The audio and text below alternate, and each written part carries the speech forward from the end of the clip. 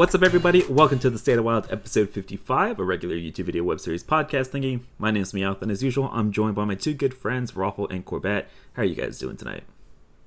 Yeah, I'm doing all right. It's been a bit of a weird week, but we did get the start of card reveal, so we've got some new cards to take a look at, discuss, and maybe brew up some ideas as well.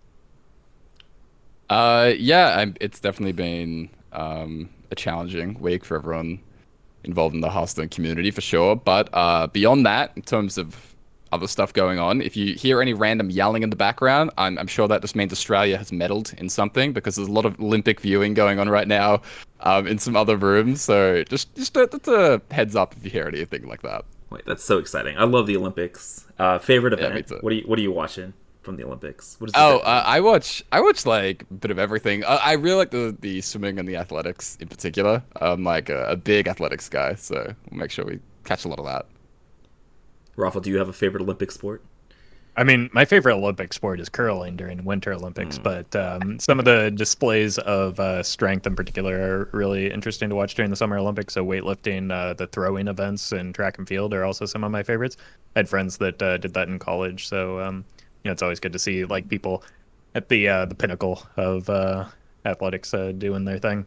Yeah, I always go out of my way to watch the like diving and gymnastics like portions of the Olympics. Those are always a ton of fun to watch. And then I'm also a big soccer nerd, so both the men and women's like soccer tournament that's going on at the Olympics is a ton of fun. But yeah, so like we mentioned, we got a ton of card reveals. We've got a little bit of a black mark on this week as well that we'll talk about as we move into the episode. But before we get into all that, we've got some housekeeping stuff to take care of. So of course, first off, if you guys like the content, whether you're watching on YouTube or listening on Spotify, Apple Podcasts, whatever you're listening to the podcast via, if you guys enjoy the content, make sure you guys drop a subscription, follow, a little like. It's a small thing, but it does support us a ton. Yeah, you can also support the show on Patreon at patreon.com/stateofwild. And I'd like to thank our latest patrons at the Epic tier. We have Jeff, as well as Tony Sisco. I apologize for butchering that. That was my third attempt. And at the Legendary tier, we have Matthew Jenkins. So thank you all for the support, and appreciate those of you that just listen and comment as well. And of course, all the patrons can get a whole bunch of perks when they come join the State of the Wild Discord server. A whole bunch of perks coming out later in the next week, so make sure you get that. And hey, even if you're not a patron, come join the server. It's a great place to have a conversation about Hearthstone and everything going on. And especially heading into the next expansion. So yeah, come join for all wild Hearthstone discussion. All right, so I know we had a bunch of card reveals, but before we get into all the excitement of that, we do need to talk about the really big thing that happened this week. So if you guys haven't heard, the state of California is suing Activision Blizzard for sexual assault claims in the workplace, sexual harassment, a whole wider variety of stuff. If you guys want the in-depth article, we'll link that down in the description. I really don't know what to say publicly about this, just because I feel like we've had this conversation a ton of times, specifically in the Hearthstone community as well. So it really sucks to have this conversation again about women in esports and gaming and kind of just the community in general. And so I what I've been doing is I've been kind of shutting up and listening to all the experiences, which is like it's impossible to empathize with this whole situation. Like, you can try to pretend like you can, but you can't empathize. I don't think any of us out of the three of us can empathize. And so it's been a really rough situation, and I admire everybody that's speaking out and doing something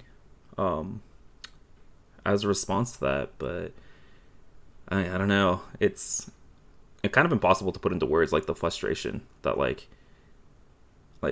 I know we were talking about here just with Activision Blizzard, but this happens everywhere, right? In every industry, and it sucks, and it really does suck.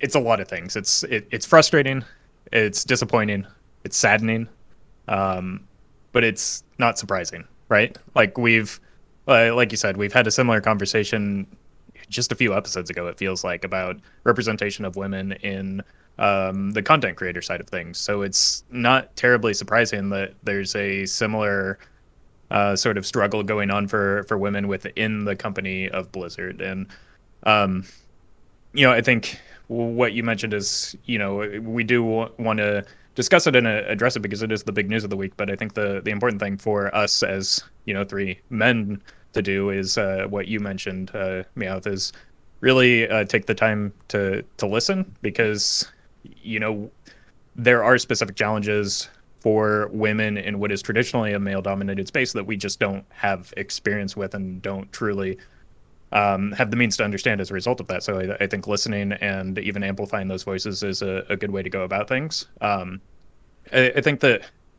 something else that you mentioned that's important to recognize is that this is specific to Blizzard Activision right now. But a couple things with regard to that is that the folks should be there, obviously, because this is the big thing that's happening right now. There's some really terrible allegations that are being presented in the lawsuit, in the lawsuit, and that's not something that is just filed without some amount of credible evidence.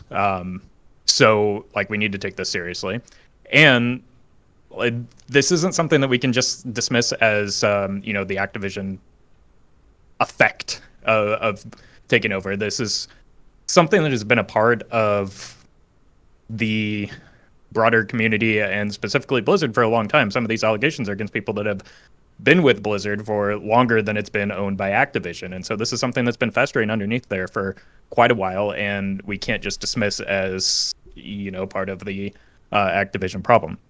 And another thing that I appreciate that you touched on is that while this is a Blizzard Activision issue right now, and that's where our focus should be, because there are like real victims that are, that have real issues that need to be brought to light. This is something that is pretty universal, whether it's in the gaming community or outside of it. I mean, it's like we've seen similar reckonings within Hollywood, within, athletics, within a lot of different fields, and it's like it feels like a Groundhog Day to a certain extent, where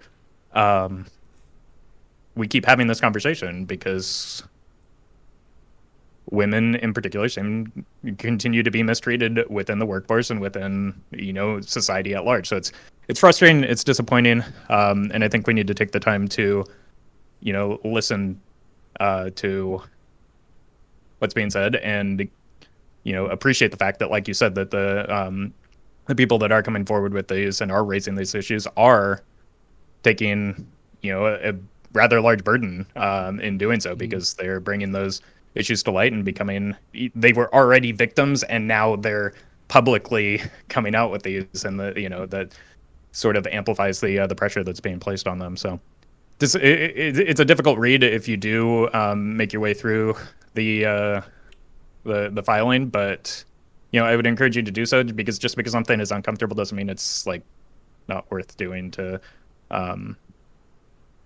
for the sake of understanding. And the final thing that I'll say about this is that it's kind of a sobering reminder that there are more important things in this world than a children's card game, and there's some very real struggles that are being taken on by the people bringing these issues to light. And I have a lot of respect for some of the creators that have chosen to maybe not just continue business as usual by canceling or delaying their card reveals, which is, as a creator, a very big thing for your exposure. So real big credit to Ali Straza, Lieutenant Eddie, and I believe Trump, who have either delayed or canceled their card reveal, because I don't know, it does feel kind of weird with all this looming to just be like, hey, here's some cards, and we're going to go through it, but there is a sense of it's not business as usual. So I'd like to take a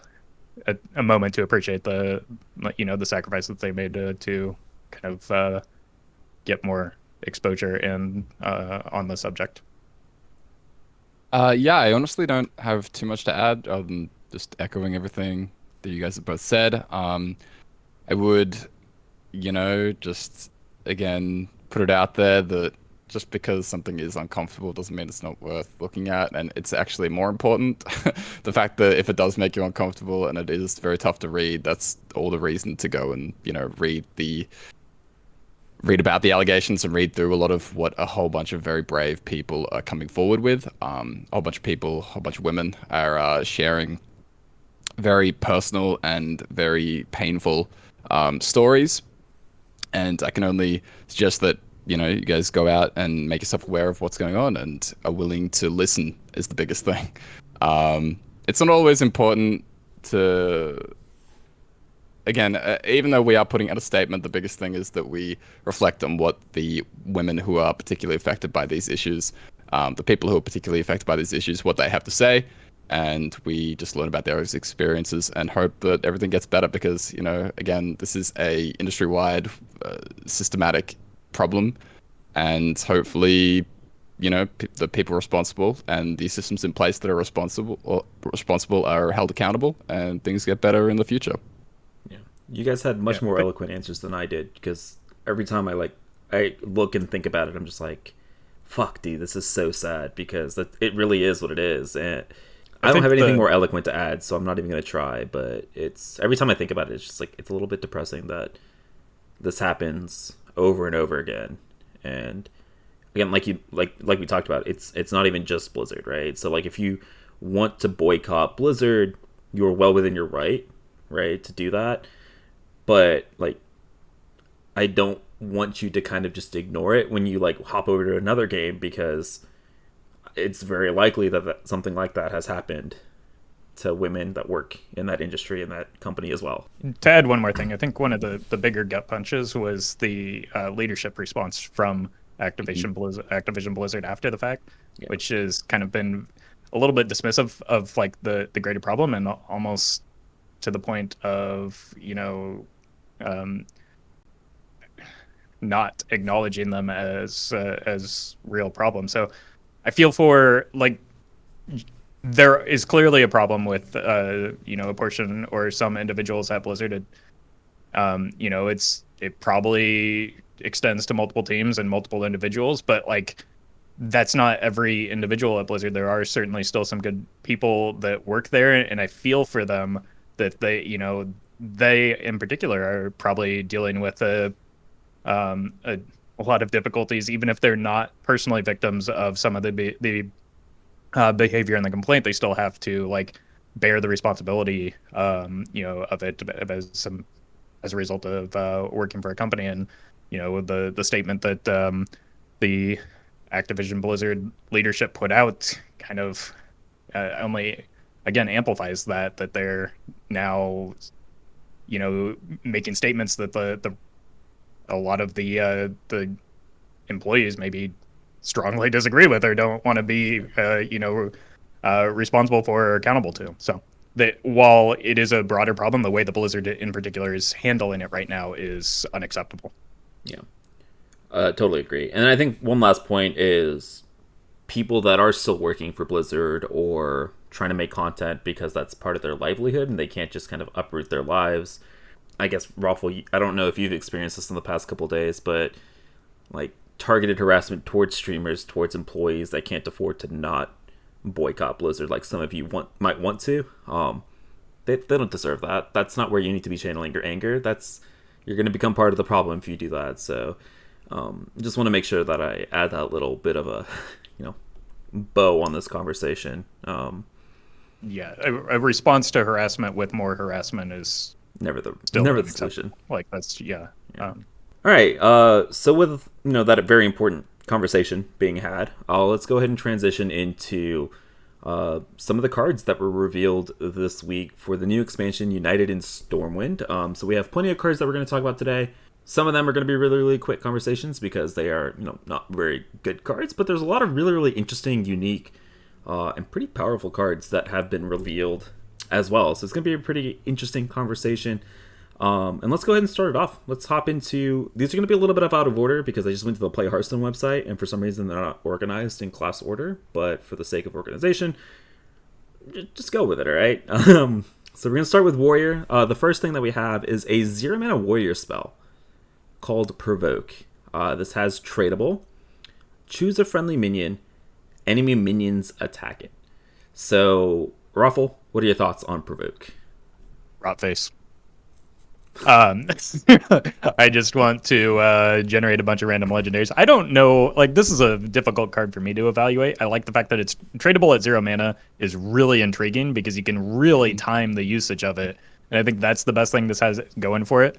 Obviously, there's some, cute synergies with maybe, a thick poisonous minion. I'm not sure how it'll interact in terms of attack order and what happens if the minion dies midway through. So that's another, again, adds to the difficulty in evaluating it. I imagine play order probably dictates attack order, but are the attacks happening all at once? Because then you could have something like a Venomous Scorpid and everything dies, and that's a, like a 1.5 card full clear combo because the Venomous Scorpid replaces itself. So looks like it has some interesting possibilities with it. I don't know if it'll become necessarily a staple card because like Skipper Barov is probably a better 2 card board clear. But I don't know. I think if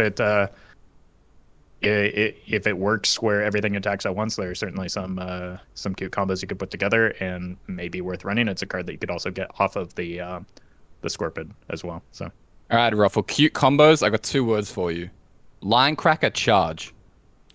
How's that? Yep. The Line Cracker does have to survive, but it's commanding shout, right? You go Line Cracker, commanding shout, charge, and then Provoke. Okay.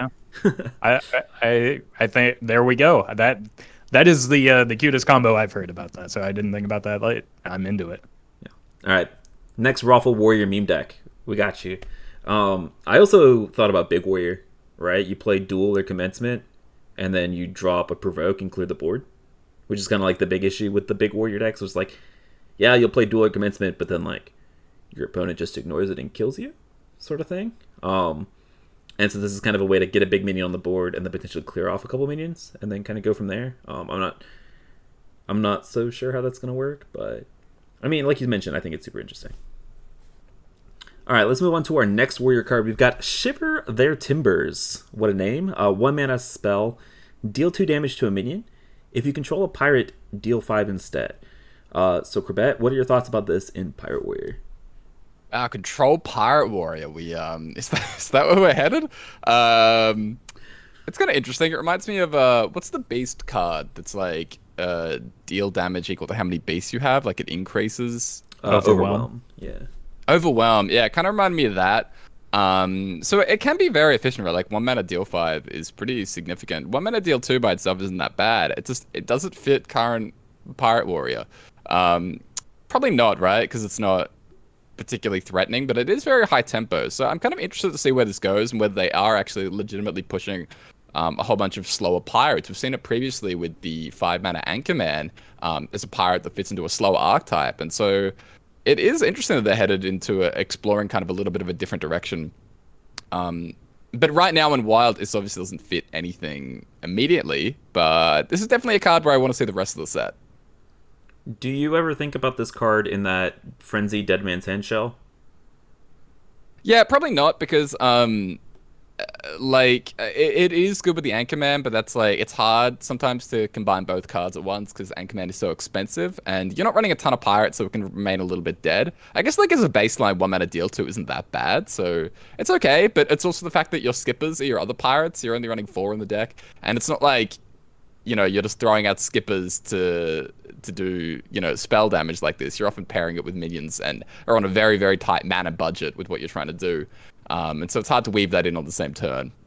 But yeah, probably not there, but I am interested in like, do you reckon we ever get Odd Pirate Warrior? Is that a thing? It was already kind of a thing, right?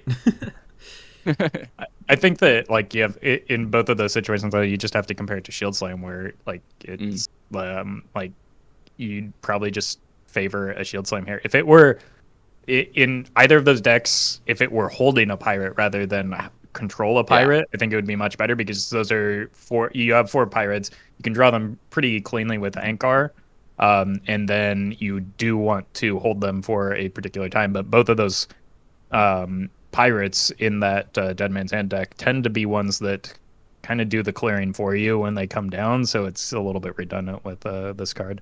And I think it's just like probably a little bit less reliable than Shield Slam in those decks still. It might also just mean that there's more pirate synergy cards coming in United and Stormwind, which all right, let's move on to the Warrior Legendary that's been revealed. We've got Lothar. It's I believe it's Anduin's grandpappy.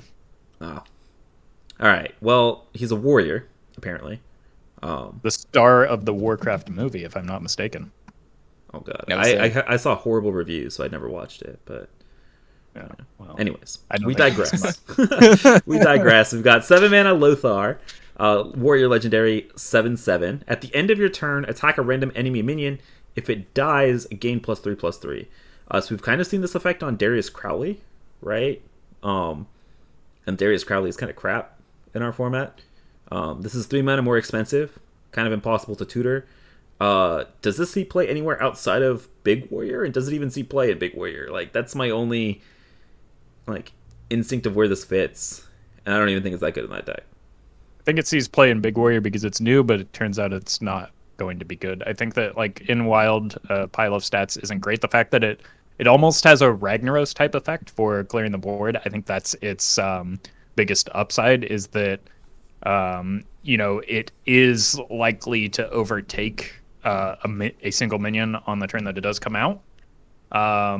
But then it probably just dies or you die. So I don't know, how much your value you're going to get off of this, but I think that, maybe it could see some play in a Big Warrior because, like you said, when you play Commencement or a Gather Your Party, you're just often like, well, now what? But the now what is this becomes, maybe a 10-4 or something like that, or a 10-5 after it eats an opponent's minion. So the fact that it eats an opponent's minion is pretty neat. I think it's a cool effect. I just don't know how strong it will be necessarily. This is Power Crab Boogie Monster. That's what I just realized. Poor Boogie Monster. Is it power creep? This is a question that I always have. It's kind of like if a tree falls in a forest. Is it really power creep if the card never saw play? So, okay, Roffle, I've watched your stream and has seen play, so there's no reason to lie to the entire podcast audience. Come on. I've never put it in my deck. It has seen play coming from my hand onto the board, but I've never intentionally put the card in my own deck. So that's how bad Boogie Monster is. That's saying something, right? All right, let's move on to Druid. Let's talk about our first new quest that was revealed. We've got Lost in the Park. This is the Druid quest. 1 mana, quest line, gain 4 attack with your hero, reward, gain 5 armor. And then it upgrades to Defend the Squirrels. This is, I think, the best named card and the best art. Absolutely love it. This is the second part of the quest line. Quest line, gain 5 attack with your hero, reward, gain 5 armor, and draw a card. And then you move on to the final step, Feral Frenzy. Frendsy, by the way. Questline, gain 6 attack with your hero, reward, Guff the Tough. And Guff the Tough is a 5 mana 8/8 beast with taunt. Battle Cry, give your hero +8 attack this turn, gain 8 armor. Okay, other than the names of this card, Ruffle, which are absolutely great, what about the effects? I love the names. The effects feel like they're probably good, right? Like it's good things to do, or because it has an immediate effect as you're upgrading them. You're either smacking the opponent in the face and gaining health, or you're removing stuff for likely free. So the effect is good. It just feels kind of bland, which feels weird because compared to the other quest lines, it's like they're really exciting, and this one is probably pretty okay. Like I don't know if it's going to be fast enough for Wild because like there are a lot of cards that gain you attack in Wild, it's not really something that you want to build around necessarily. So I don't know if it will like be a good archetype, like going face with your hero. So I don't know. It feels really hard to evaluate, and it's it maybe just because the effect is a little bit lackluster by comparison. I don't know. It's somewhat disappointing. And actually, now looking at the the rewards, you're not actually gaining the attack. I misread that. That's only Guff the Tough where you get the plus attack and the armor. You're actually just gaining armor. So that almost seems that certainly makes it worse. But I don't know. It seems like because the steps you take are aggressive, and then the reward that you get is defensive until the very final one. So that kind of seems at odds with a cohesive game plan that you would want to build a deck around. So unless they have cards that do something as well as give you hero attack, which we did see, I think one of them was released that at least synergizes with your hero attacking, or rather gives you attack. We'll talk about that a little bit later. Unless there are more of those that like do something and give your hero attack, I can't see this being like a very reliable archetype to build around necessarily. It's very weird, like you said, but it reminds me of two standard archetypes that we saw just last year. It reminds me of Soul Demon Hunter and Bomb Warrior, in terms of decks that are sort of have this life gain ability, but are kind of just like pointing things at the opponent's head at the same time. So a lot of lifesteal in the Soul DH and a lot of armor from the Warrior. It's pretty interesting. Like, it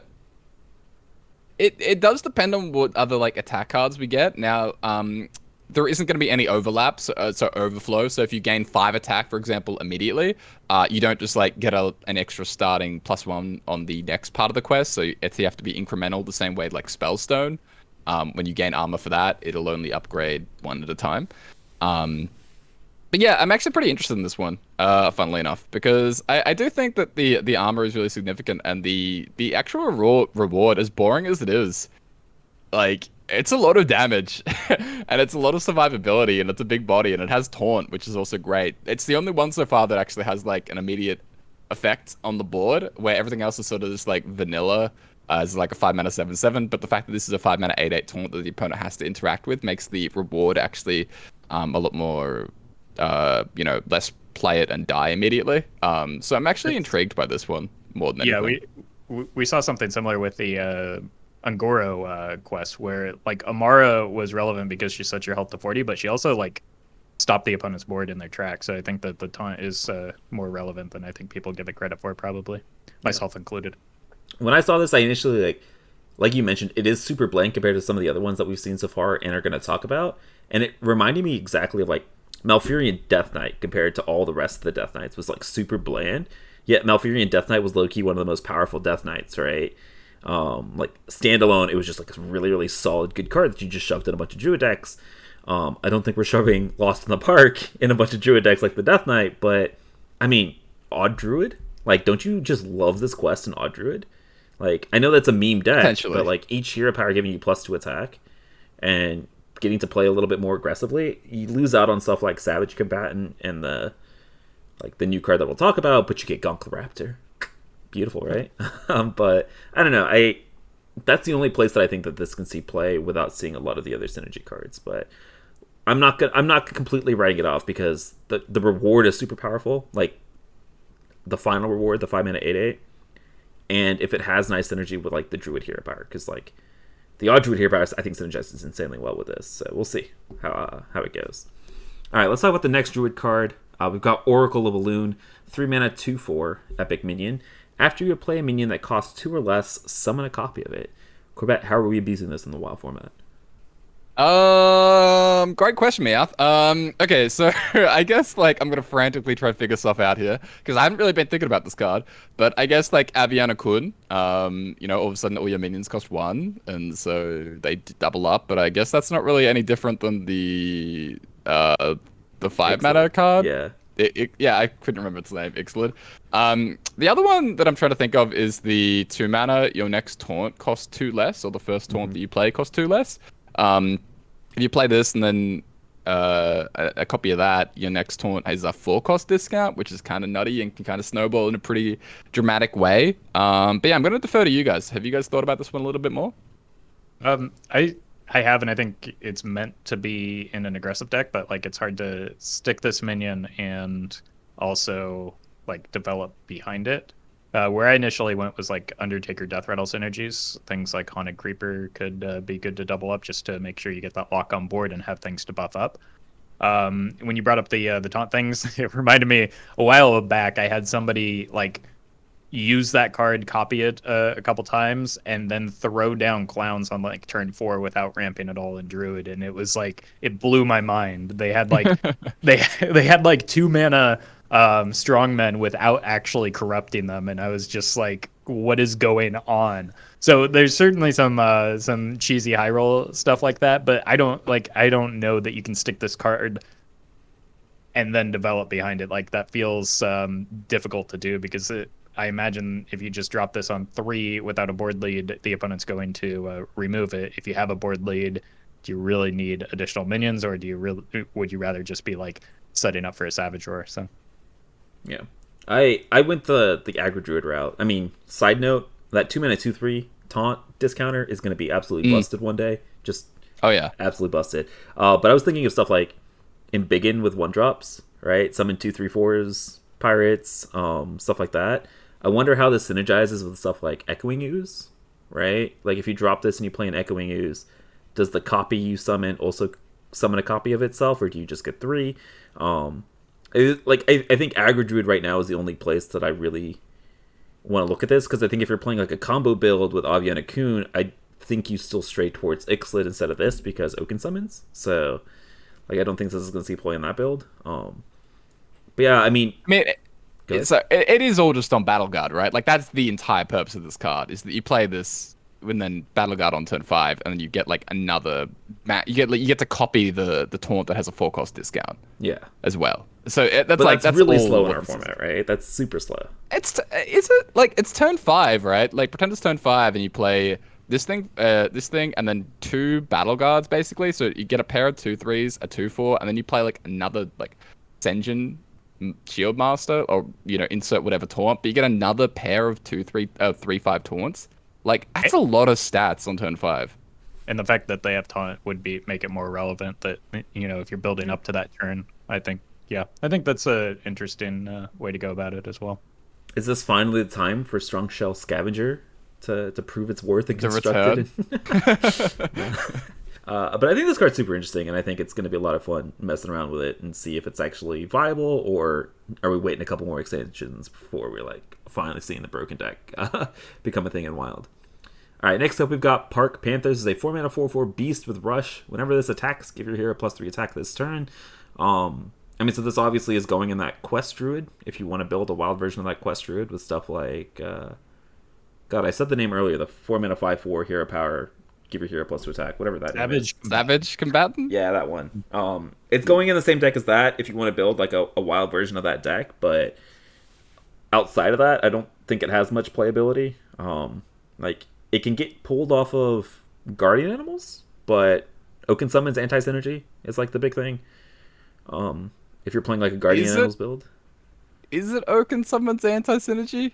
It's not a 5/10 taunt. Yeah, but like 4/4 with Rush and another additional 3 attack, like that's like pretty significant removal.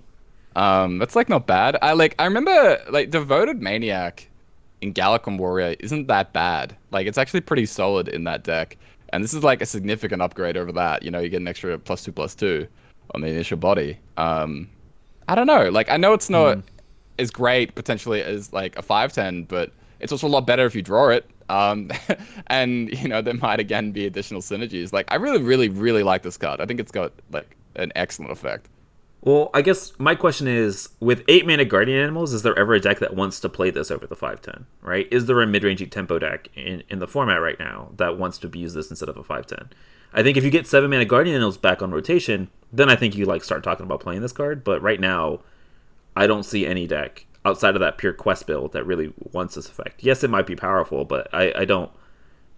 For the decks right now that are running Oaken Summons, or slower decks in general, I think I would rather have the 5/10 instead of this. So, personally. What if you're running like an Oaken Summons Guardian Animals, like mid-rangey Beast Druid? I think that if we get some additional beast synergies released as they have been slowly rolling out, I think that there's some potential for this in the future. And like you said, 7-mana Guardian Animals probably makes this worth running just as a card. 7-mana guardian animals can't come soon enough. All right, I'm just looking forward to that day. All right, Roffle, let's talk about Best in Shell. Maybe not a lot to talk about here, but this is a 6-mana tradable druid spell.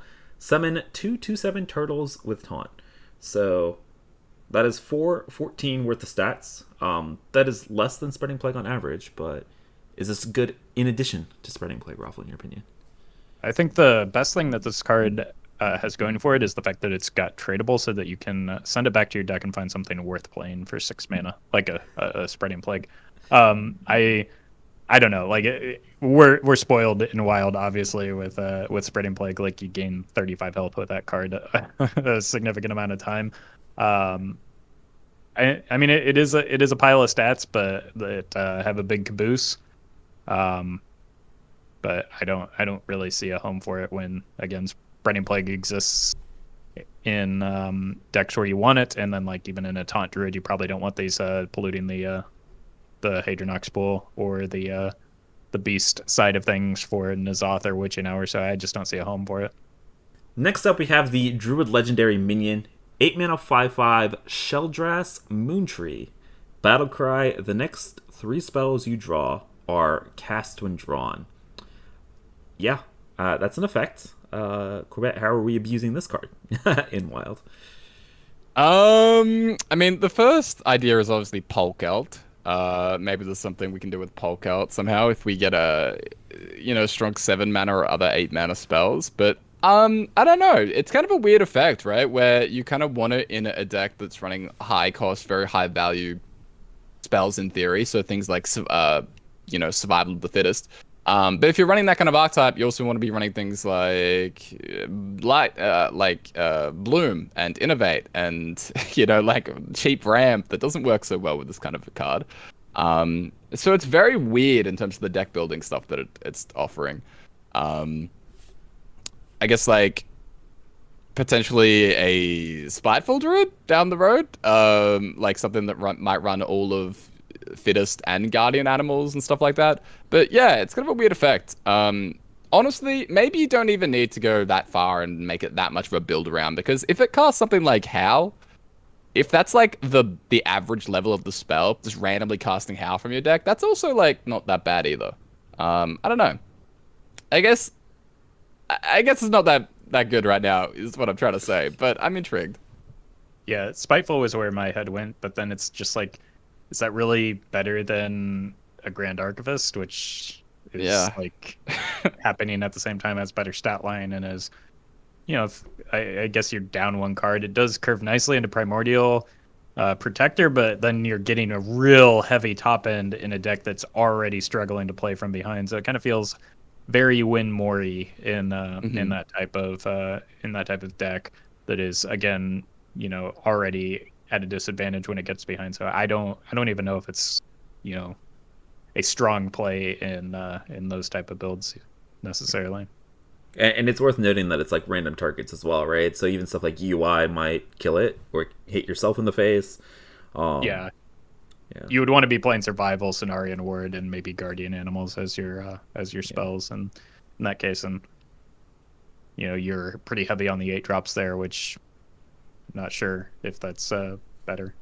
Yeah, I mean, I think this is another card that we come back to in 6 months when we get Guardian Animals back to 7 and talk about it then, right? Maybe, yeah. It's another card that maybe gets a lot better with 7-mana Guardian Animals. All right, next up we have Coda Mount. So this is the Druid Mount spell. This is a 4-mana spell. Give a minion +4/+2 and Rush. When it dies, summon a Kodo. The Kodo is going to have Rush, and it's going to be a 4/2. I mean, as we can have already seen, Rush pretty powerful, I think, in the format. 4 mana though to give +4/+2. It's like Blessing of Kings level, I think, in my opinion. It's a little bit better than Blessing of Kings, but again, Druid doesn't really have an archetype that can abuse Blessing of Kings at this moment. I mean, maybe in that mid-rangey taunt Druid shell, I think you look at this as like a Blessing of Kings style of effect, but if that deck doesn't come together, I'm not really seeing where Coda Mount wants to find a home in the Wild format. Yeah, it feels very similar to some of the other mounts that we've talked about, where they seem like on paper pretty solid, strong cards. It's just like, but where does it fit in Wild? Where just being a strong standalone card isn't necessarily enough. It needs to, synergize with other things or allow you to cheat obscene amounts of mana, which this doesn't necessarily do. It's very good for swinging back the board, which again is something that Druid could maybe struggle with, and why there's some potential for like the Park Panther. But I'm having a difficult time figuring out where it fits. While it is like a high quality card on its own, I think. Yeah, the awkward part for this card in Druid in particular is that it's very expensive, and because Druid often doesn't have board presence in Wild, it's very hard to like be able to develop a minion, give it rush so it's relevant on the same turn, because if you already have minions on board, then the rush part of the effect isn't really doing anything. And so yeah, it just doesn't really have like a great fit, I don't think, in any Druid Wild deck. It is 4 mana, deal 8 to the board, so I mean that's something. But I mean, finding an effective use for that is it seems to be difficult. Yeah, I feel like we're really banking for the Druid cards that we've seen so far. Really banking on that like mid-rangey taunt Druid build, hopefully being viable for a lot of these cards. All right, let's move on to Shaman.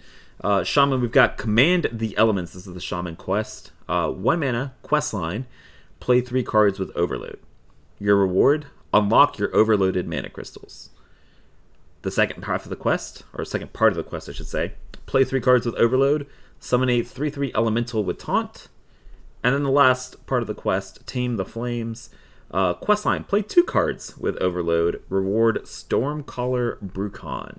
And Stormcaller Brucon is a 5 mana 7/7 with a battle cry. For the rest of the game, your spells cast twice. So yeah, Roffle, how you feeling about Command the Elements and this Overload Shaman that we're looking at here?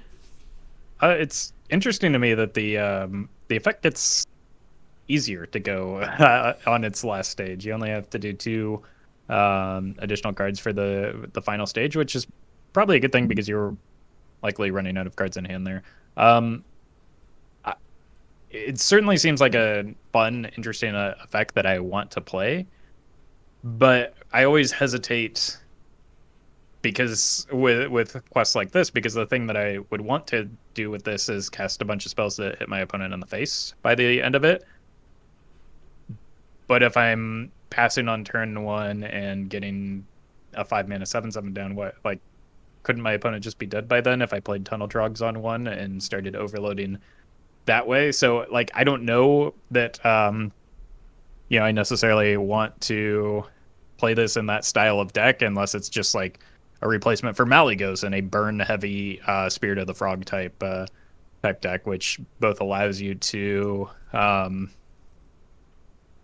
find burn at the end stages, as well as find your overload spells that can get the quest progress. The second stage does give you a body, which is useful, and I think that might be relevant.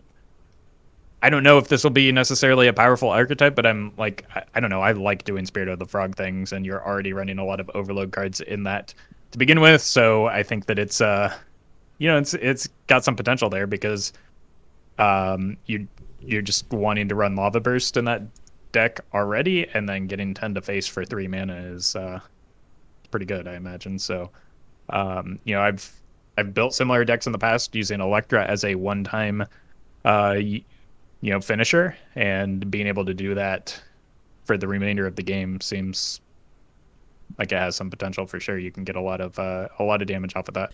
Yeah, I think my mind initially went to like the Malygos, or like it replaced Malygos with like Brucon maybe, and just use that as your finisher. But like I don't think this deck is going to be super aggressive at all with how the quest wants to line up. I guess before we moved on, I wanted to do or ask one like question. So what is it called? Past in Flames, Forbidden Flame, the 1 mana Perpetual Flame. Yeah, Perpetual Flame, I think. Yeah, the new one from the mini set.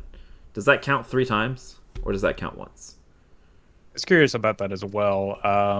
I think it depends on the exact wording of the card, which I'm looking for right now. So our quest says play, and then I think it's if it dies, recast this. So I think you only play the card once, and then it recasts itself. It's kind of like a cast when drawn type thing. So I don't think it will like stand alone complete the quest line. all right, well, that makes it even worse. So, all right, let's talk about Bolnir Hammerbeak. This is a 2-mana 1/4. After you play a Battlecry minion, repeat the first Battlecry played this turn. This is the Shaman legendary.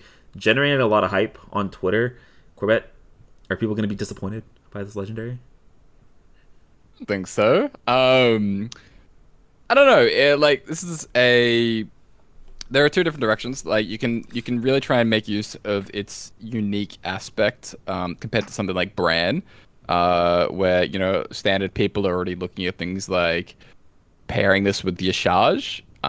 So that way, you play your charge, and then you play the medic that deals damage to the opponent, and that gets you another medic, and then you play that, and then it gets you another medic, and so on.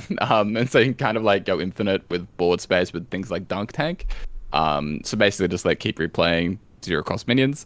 So that's an effect that makes it different than Bran. But in terms of like other stuff, I really did go looking through the collection to find if there were any like infinite loops or anything you could do, like the new Queen guy, the thing that gives you a queen. Is there anything interesting we could do with that? And I really couldn't find too much. That said, 2-mana Bran is pretty good. Like a 1/4 body is still pretty sticky, even in Wild. And there are going to be enough cheap battle cries sometimes in Shaman where you can pair it and have it be quite strong. For example, you can just play the Dungeoneer. Like potentially you can just curve out this into Dungeoneer, and bam, you just draw 4 cards. And that does seem very, very strong. So yeah, I guess in terms of like the infinite looping stuff or like very, very flashy effects, I couldn't find anything. But 2-mana Bran is probably still very good in Shaman. Yeah, if you guys find any infinite combos, let us know down in the comments below, right? Because that's how we break the WoW format. That's how we get Shaman actually on top of the format. But yeah, I just think like 2-mana Bran is, like you mentioned, kind of busted. Like because it does repeat. Like in case it wasn't clear, when you play your first Battlecry minion, it does trigger and repeat that first Battlecry. So it is a Bran effect. You don't have to play multiple. I think you're just like probably playing this and stuff like Reno Shaman and stuff like that, right? Whether you're running the Corrupt the Waters quest or not, right? You're probably just running this in that deck because it has some pretty powerful synergy. But I'm excited for Bolnir Hammerbeak. I've been really enjoying Shaman, and it's a pretty sick card, so excited to play with it. Let's talk about Tiny Toys. This is a 6-mana spell. Summon 4 random 5-cost minions. Make them 2/2s. So this is an Evolve Shaman tool. You curve Knuckles into this on the following turn, right? This is 1 extra minion, the Doppelgangster, and I know a lot of lists are still running Doppelgangster. I'm not really going to talk too much about this. I'll defer back to Corbett because he's like the Evolve Shaman player. I'm assuming this is going in the list. Let me know if I'm wrong. But do you think that this kind of changes the needle on Evolve Shaman in the format? You don't like it? There's one downside, Meowth. Does it cost? It's not a nature. It's not a nature spell. It's not a nature spell. It's really hard to put in spells that are nature spells. Like right now, we're kind of only really doing ice fishing. That's because it's ice fishing, dude. It's like ice fishing. The ice fishing Warlock combo is one of the most broken things you can do in Wild. I think Tiny Toys is really, really cool in an Evolve Shaman deck and works really well with Knuckles and works really well with Evolve. I just think the fact that it's not a nature spell is enough of a drawback by itself. I hope I'm wrong, but yeah, in addition to that, just like even in Evolve Shaman, you kind of want to keep the spell pool very tight because you want to be consistent in fetching the Evolve or the ice fishing. And so each spell that gets put in Shaman has to be very, very strong because there is such an additional cost associated with it in, the drop off between the power level that you're drawing from the Dungeoneer. Every spell is sort of making that effect also weaker. And so it has to have a very high baseline. So yeah, I just think it's too much. I think it's just too restrictive, the nature, the nature spell school thing. So you're totally against running this as like your 4th and 5th spell. You don't think it's powerful enough to yeah, warrant that? No, I think Evolve by itself is so strong and ice fishing is so strong that you don't want to like dilute that, and risk not drawing an elemental and things like that. Because in addition to that, like 6 mana is very expensive as well. Like it's a good card, but it's not a card that I think is good enough to warrant that downside. I guess you're not running Bloom as well then, right? If you're only running those 3 spells, so that makes this worse because you're not powering it early. Okay, makes sense. Yeah, that's my biggest hesitation was the mana cost, just because like Evolved Shaman has the like obscene like big turns, and this would just feel like it's happening too late, even if it does come out after a Knuckles. But like the fact that it's not a nature spell does certainly decrease its value as well. So it's a cool card. I mean, I'm gonna try it even if it's not optimal. All right, let's move on to the last Shaman card. This is one that I actually was pretty excited about. Let's talk about Overdraft. So this is a 1-mana Shaman spell with tradable. Unlock your overloaded mana crystals to deal that much damage. So we have Lava Shock in our format, which is a 2-mana deal 2. Unlock your mana crystals. This is 1 mana unlock your mana crystals, and then deal that much damage, right? So I think much better than Lava Shock in the format. Again, this is probably going in that like either Malagos style or that Spirit of the Frog kind of style of builds. And you're pretty happy about this in that. But are we also maybe even thinking about this in kind of aggro Shaman that runs like Blooms and Storm's Wrath and stuff like that? Once again, not a nature spell. So like Primal Dungeoneer is becoming a little bit limiting in those types of decks. But this is definitely a high quality card. The fact that it has tradable too is kind of relevant, so you can better time the explosive turn that you might have as a result of overloading your mana crystals. You can also hold it. It does get fetched off of Spirit of the Frog, so if you're building it around that rather than Primal Dungeoneer, I think it could potentially find a home there, because you want to lead your frog turns with something like Lightning Bloom or Zap, so you are going to be overloading quite a bit, and then that's pretty restrictive for your following turns, whereas Overdraft can come in, get fetched off of those 0 mana spells, and start doing some damage as well. Damn nature tags, freaking ruining everything. All right, let's move on to Hunter. We've got Imported Tarantula, 5 mana 4/5 beast with tradable. Death Rattle, summon 2 1/1 spiders with poisonous and rush. Corbett, talk to me about this Hunter card. It's really good if it wasn't 5 mana in Wild. Like the effect is really strong. It's very, very good with Play Dead, but it's just like it's very expensive, right? For Hunter stuff. In like an Egg Hunter or something like that. But yeah, the effect is strong. I think it's gonna be like an outstanding standard card, assuming we get away from that like Face Hunter build. But right now, in standard at least, Hunter's so centered around just that archetype, and we haven't really seen enough to support any types of slower kind of Hunter decks. It's very good with like Guardian animals and stuff. Remember that's not just a Druid card, that is actually a Hunter dual class card as well. But yeah, I just think it's a bit too expensive for what Wild's trying to do. Like, even against something like a Board of Giants, the fact that it doesn't have like Rush itself, that it is just like a 5 mana 4/5 do nothing on the first turn that you play it without being paired with like Play Dead. It is like, it's very high cost. It doesn't stop you from getting punched in the face by Giants on turn 5 if it, can only be activated on turn 6. Well, you curve Shaw into this, and then you pop off. Oh, the Shaw sticks. Yeah. Sorry. The Shaw always sticks, right? Yeah. But yeah. It does have some potential maybe off of Deathstalker Rexar if you can give it Rush that way. Like, it's potentially a good build around Beast if it's available in the pool. At 5 mana it should be. I don't know if it has too many, like, if tradable plus Death Rattle. It does have a lot of keywords, right? It's got 4. I forget the exact rules associated with Build a Beast, but not that many quality decks are running Deathstalker Rexar right now, but it's always an interesting possibility in Wild. Yeah. It's very good with 9 lives, right? Like 9 lives, 3 mana, get 2 poison things. Like, these are powerful. It's just slow. Yeah, super slow. Speaking of something that is super interesting and probably too slow, let's talk about the Rats of Extraordinary Size. I absolutely love the flavor of this card in the next one we're going to talk about, but this is a 6 mana Hunter spell. Summon 7 1/1 rats. Any that can't fit onto the battlefield go into your hand with +4/+4. So, you get either 1 mana 5/5s in hand, or you get a 1/1 on the board. So obviously you're hopefully doing this and getting a lot of rats into your hand, because 1 mana 5/5s are super powerful, especially in combination with stuff like Tundra Rhino. But that does require you to have an insane amount of stuff on the board, and then play this for 6 mana to fill your hand with rats. So this feels very win more in Hunter, and Hunter is notoriously not win more in the WoW format.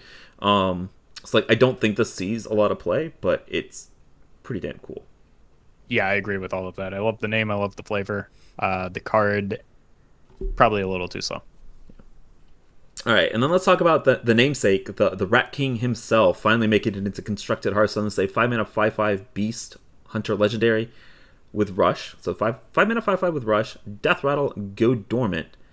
Revive after 5 friendly minions die. This is giving me Sherazin vibes, the rogue plant legendary from back in the day. But Roffle, what do we feel about this card in Wild?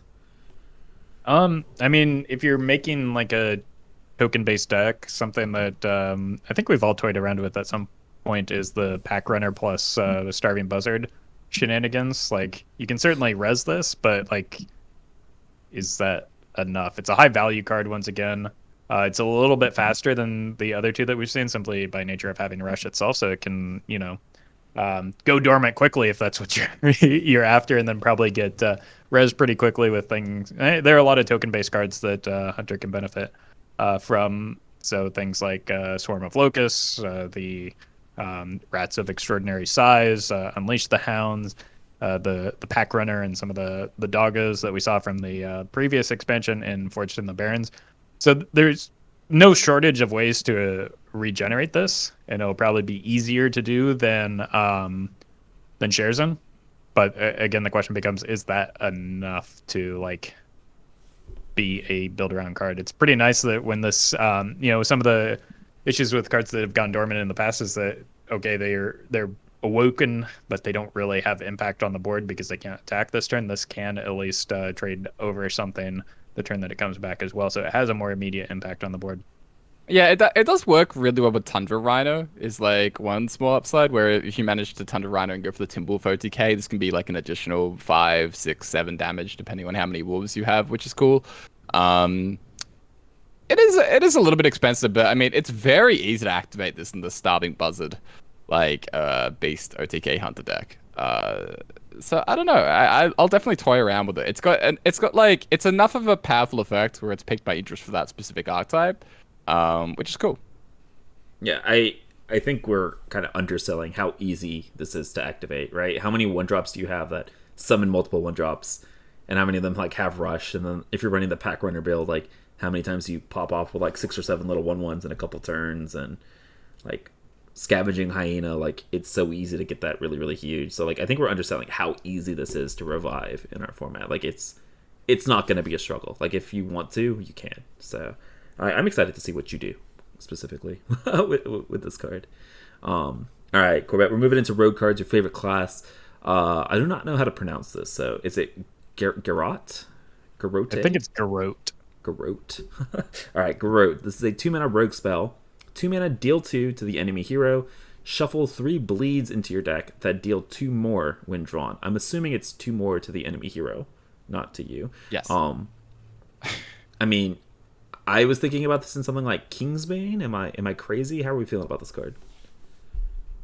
Yeah, I mean, if you get to Fatigue, 2 mana, deal 8, pretty good, right? I don't think it's good enough, though, to be honest, even in Kingsbane. For a similar reason why I don't think Zephyros is very good in Kingsbane, where, in both situations, they're actually, pretty similar payoffs, right? Overall, where if you manage to dig deep enough into your deck, you end up getting a very efficient, 2 mana, deal 8 in the case of Garrote, or in case of Zeph, it can be 2 mana, deal 6, or, freeze a board, or a silence effect, something powerful. But the immediate effect seems just probably a little bit too weak. In the case of Zeph, it's because you're holding a Bloodfen Raptor. In the case of Garrote, it's because you're doing 2 mana, deal 2 to the enemy hero which is really, really bad. Like, it's absolutely horrific to actually have to spend mana on this in Wild. And so I think overall this isn't going to be good enough. Quick clarification after you both have just said that word multiple times. Apparently, Garrote is the primary pronunciation. Garrote is also apparently acceptable. So Thank you, Roffle. just for anybody that was about to spam our YouTube comments with "you're wrong." Apparently, both are correct, but Garrote is the primary pronunciation. All right, let's talk about Counterfeit Blade. Pretty sure I'm pronouncing that one correctly. This is a 4-mana 4/2 rogue weapon. Roffle made a face, maybe not. Battle Cry. Gain a random friendly death battle that has triggered this game. So this requires you to play a death battle early, right, turn 2, turn 3, right? And have it die, and then you play this and gain that death battle. So that when you crack it on turn 5, you get the 4/4 Nerubian Egg, or deal 2 extra damage if you're playing a Leopard. I don't know. This feels very similar in a vein to Necron Blade, and it feels a little bit worse because it's harder to consistently have active on curve. Is my initial instinct, and it also doesn't do the curve of Shiny Finder into Necron Blade into powerful 4 or 5 drop death battle, specifically Apothecary. But I mean, are you guys having different feelings about Counterfeit Blade? No, that was kind of my assessment as well. Like it can maybe do some cute things in a big rogue, but a lot of the times, the more successful big rogue that I've played has been the super high rolly dragon one, where it's just well, the game's probably kind of over if it does its thing. So I don't know that you need a contingency plan that maybe dilutes your Shiny Finder draws. I could see it more in a version that we've seen from Dane in the past, where you play the monsters behind you, and you maybe want to reuse that death rattle effect later in the game, where you're trying to aim for layers of threats rather than one big board. But that deck isn't necessarily competitively viable, so it's a fun deck, and I'm interested to try this card in it, but I don't know that it really improves the strength all that much. All right, let's talk about Persistent Peddler. We're moving into Demon Hunter. 4-mana 4/3. Death Battle. Summon a Persistent Peddler from your deck. It is worth noting that this card itself has tradable, so if you do draw that second Persistent Peddler, you can shuffle it back into your deck to pull off the first one. I mean, how are we feeling about this card in that Death Battle Demon Hunter deck? Feeling good. It's such a cute use of tradable. I love this. This is a much more feels good mechanic compared to all the old recruit cards. But yeah, in that specific deck, I think it's really great, right? It's a shredder that always gets a 4/3. Well, not always, but basically always. And yeah, that deck is really quite solid right now in Wild, and I think it's just a natural fit. So not really too much to add. I think it'll find its a home, as one specific home, and it'll be pretty good there. Probably not quite as good in the Reno version of the Death Rattle Demon Hunter, I would say. But I think it'll be just fine.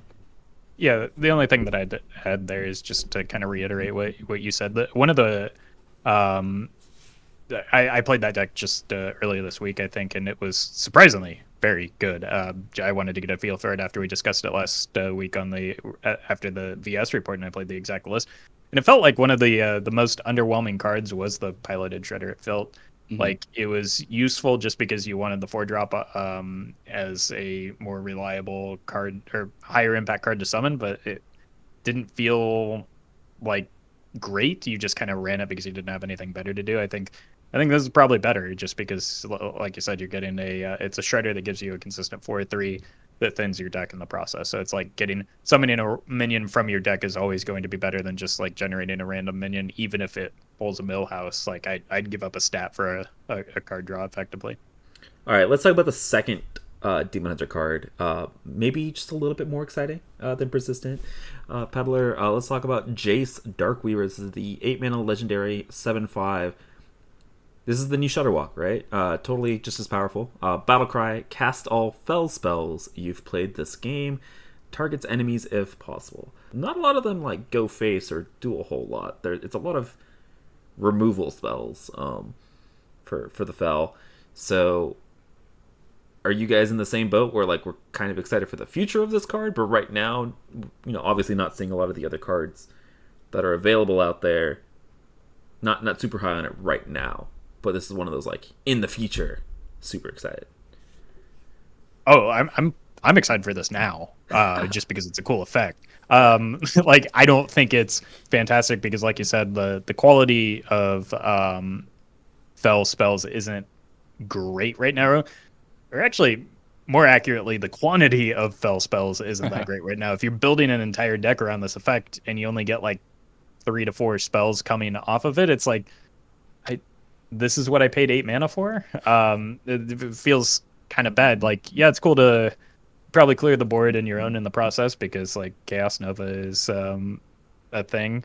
You get some healing off of Eye Beam and maybe get a few attacks to face with Fury and Chaos Strike, but other than repeating a Metamorphosis, I don't know that I'm terribly excited about the spells that you're repeating that we have access to right now. But in the future, I think it'll be chaotic, and that's what I love. So I'm all for this card, but I don't think that it's great at the moment. It just I don't know. It looks cool, and it'll probably be fun to play. That's what I care about. Yeah, I think the big thing, obviously I agree with everything you guys are saying about, it's more of a future card. But the big thing to keep in mind, I think, is mana burn. I think that's the thing that eventually, if this is going to be a good card eventually, it's because of mana burn, because you're going to be able to make this big 8 mana swing, ideally, like deal a whole bunch of damage, get a whole bunch of like Chaos Strikes, and whatever else they give us in the future. And potentially take away, 4 mana. For a potential answer from the opponent, which can be really devastating. Like, can you imagine a Shutterwalk-esque kind of effect, or the whatever the mage one is called, the Solarium Prime, something like that, while also restricting the opponent's mana as a response? Like, that's pretty insane. So I just think that's something to keep in mind. Moving forward. Yeah, we've also only seen 2 Demon Hunter cards from the set so far. So there's the distinct possibility that we'll get additional fell spells, as well as maybe like means of generating fell spells could push this a little bit higher up in the potential strength as well.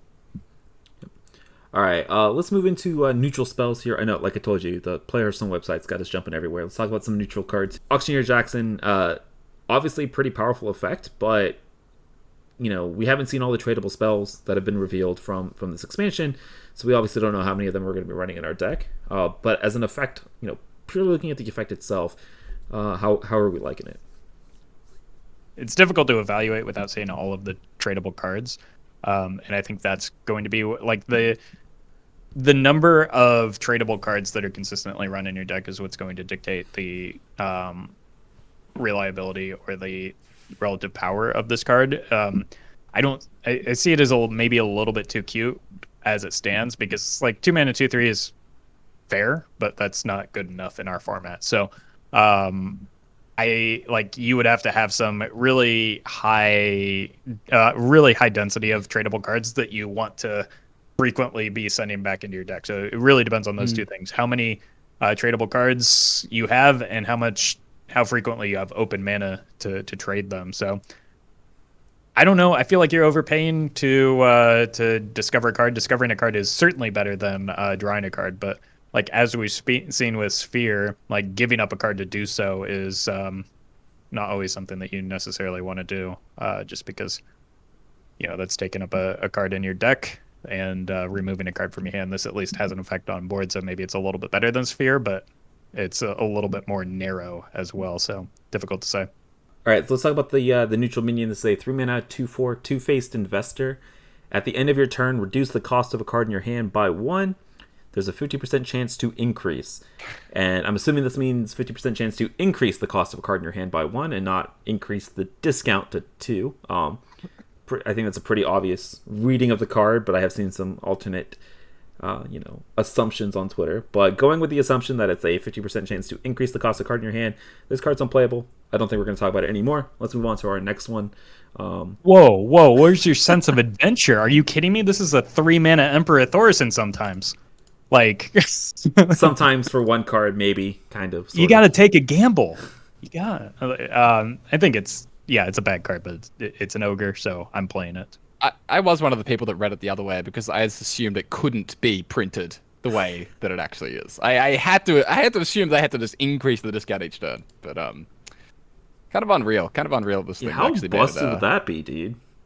That would probably be too good. As we like, cost reduction is pretty good. That's why like the Octobot, kind of indicated a little bit of that. All right, let's move on to everybody's favorite little meme card from this set. I'm gonna go ahead and preface this with I do not know the reference. I am very uncultured. I'm already getting looks from my two co-hosts here. Let's talk about Elwyn Boar. 1 mana, 1/1 beast. Death rattle. If you had 7 Elwyn Boars die this game, equip a 15/3 Sword of 1,000 Truths. Sword of 1,000 Truths. Whenever you attack, your opponent loses all their mana crystals. I know this is a South Park reference somehow, but I'm just gonna let the two of you explain the reference and then explain the card. Roffle, go. Yeah, it's one of the single best South Park episodes, and I ever created, and it helps that I was playing WoW at the time, so like obviously the reference was more salient for me. But essentially, what they did is they were getting bullied by a your stereotypical gamer in World of Warcraft, and to the point where they couldn't leave the starting zone. So in order to level up far enough to defeat the guy preventing them from playing the game, they had to kill nothing but a bunch of low-level boars and grind hour upon hour of these boars. So it's very flavorful in its effect. And eventually, I forget exactly, like it's been a long time since I watched it, but like there was this weapon of lore that was the Sword of 1,000 Truths that would help them on their journey and their quest to defeat the gamer bro. So and it was basically like, I think it was on a thumb drive that they like threw into their computer and somehow got access to it in the game. As a result, it was like a hack. So again, very, very flavorful in terms of what it's referencing, and the fact that Elwyn Boar is the Elwyn Forest is outside of Stormwind, so it's like relevant to the set as well. I'm wondering if they've been they've had this card in their back pocket for a while and have just been waiting for the appropriate expansion for it. But I'm all for it. It looks like a lot of fun. I think it's going to be maybe pretty easy to get active early on in a priest deck. You just do something similar to a Weasel type build, and with Twilight's Call, you can get a lot of these very quickly, give them Reborn, and you've got 2 swings at your opponent's head and they're dead, and they can't really do much about it because the deleting their mana crystals is going to be a little bit restrictive. As somebody who once took a land destruction deck to his local game store for Friday Night Magic and made a few enemies, I am all for removing my opponent's mana crystals, and that's the part, I don't care that that the weapon kills the opponents in 2 turns. I just want to remove their mana crystals, and that's the part I'm looking forward to. I want to keep that game rolling after I hit them the first time. So this is one of the cards I'm most excited about, obviously. Yeah, I'm geeking out pretty hard about this card. This is one of the first really South Park episodes that I remember watching. It actually got me interested in Warcraft. I was only, I think, about 13 when the episode came out. And so it actually kind of got me interested into video games at the time, but it wasn't really an online gamer. And so yeah, it sparked that interest. I mean, I'm gonna play this. I don't care how bad it is. I'm gonna play a lot of this deck and explore it in a whole bunch of different classes and do whatever I can to to make use of the Sword of 1,000 Truths. As somebody has no connection to the lore behind this card, and just looking at it from the surface, this feels like another Mimi Priest list, right? That runs, the Reborn, the test subject, the Power Word, Shield, Holy Smite, whatever Reborn kind of combo, and you just run that with this instead, right? And you do, what is it, Test Subject?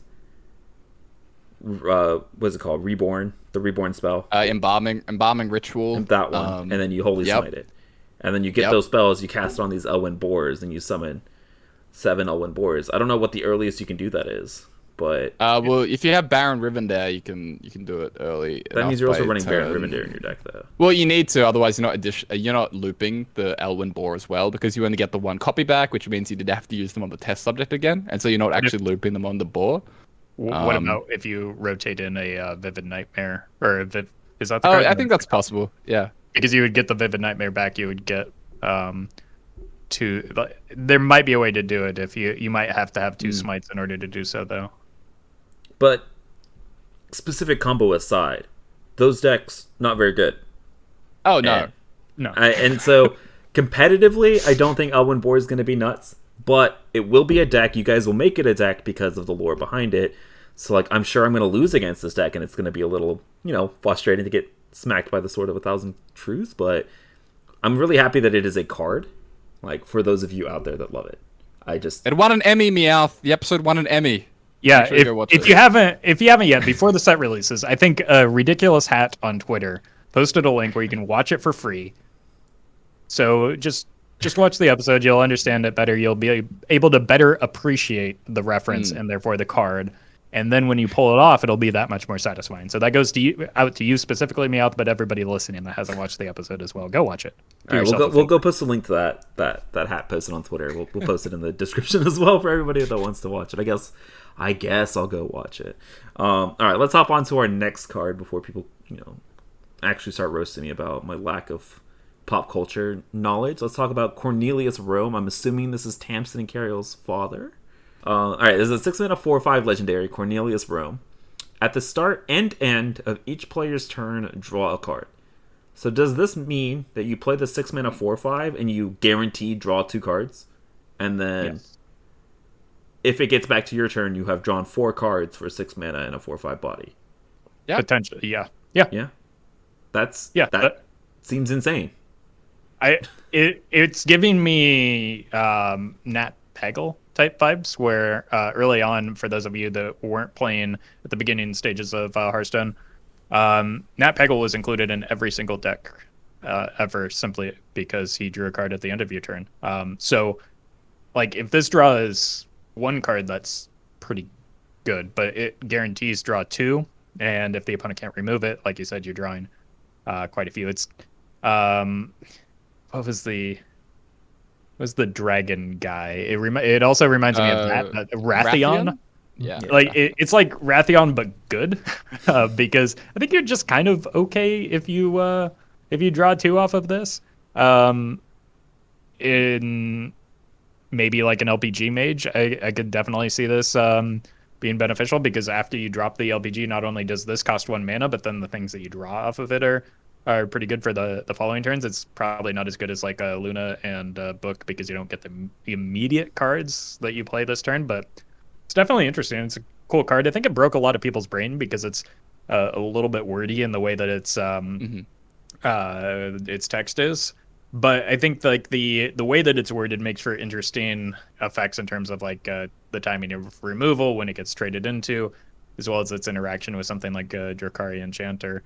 So there are some fringe cases where it matters, and I think the other thing that broke people's brain a little bit is that it's not symmetric draw. It's only the person playing the card gets the cards off of it. So even though it's happening on your opponent's turn, it's you that's drawing the card. So outside of just like LPG Mage and Reno Secret Mage, I saw this and I thought about like Voracious Reader, but for like mid-rangey decks, right? Stuff like even Shaman, Libram Paladin, maybe even like Death Rattle Demon Hunter maybe doesn't want it because you have Skull. But for decks that don't have access to stuff like Skull Gul'dan, like I'm just thinking about like Libram Paladin, and I absolutely love this card in Libram Paladin. Just like churn through your deck, right? You can buff this, you can protect it, and if they can't deal with it, you are drawing your entire deck and then you are killing them with an Itis combo, right? Like it's happening and you can't stop it. So I don't know. I'm super high on this card. I think it's going to be really, really good in Reno Secret Mage.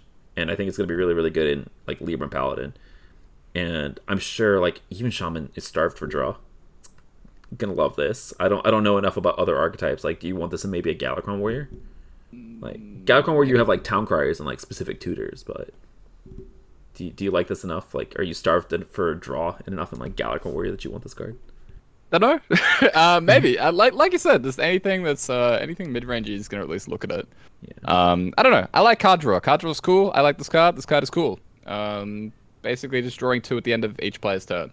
Sort of how you can think about it. And yeah, pretty exciting. Yeah, I think Corbett would call this card cool. Yeah, cool. I think that was like the best summary of the card that we could have had. Drawing cards is cool. The card's cool. I like it. Yeah. For sure. Speaking of cool, let's talk about Varian, King of Stormwind. 8 mana, 7/7 legendary minion. Battle Cry, draw a rush minion to gain rush. Repeat for taunt and divine shield. This very much gives me Curator and Countess Ashmore vibes, right? Or like Ringmaster Watley, except it is so much better than those cards because I feel like it has immediate impact, right? It's not just a 7 mana 6/6 or a 7 mana 4/6 with taunt. This actually has like rush, taunt, divine shield. Somebody called Siamat. He's crying over there in the corner. But I really like this card, except for the fact that there's not a lot of really great rush and divine shield minions that you want to hit, like outside of Ziliax. I think if you're running Paladin, you have a little bit wider variety because of the divine shields. Minion pool aside, this card is pretty damn strong, I think, and I'm just not sure like where exactly the slots in, but I'm excited for it, and I really do like the card. What about you guys? Yeah, I think, like you said, it's probably one of the better iterations of that type of effect. Certainly better than Ashmore, just simply because 7 mana 6/6 doesn't do anything. So, and like the Curator had the benefit of at least it had taunt. We talked earlier about how that actually interacts with the board to some degree. This has rush and taunt, so it's like immediate removal, and then also sets up that roadblock behind it because it's like whatever you trade into the first time probably gets removed and doesn't damage the Varian if all goes according to plan.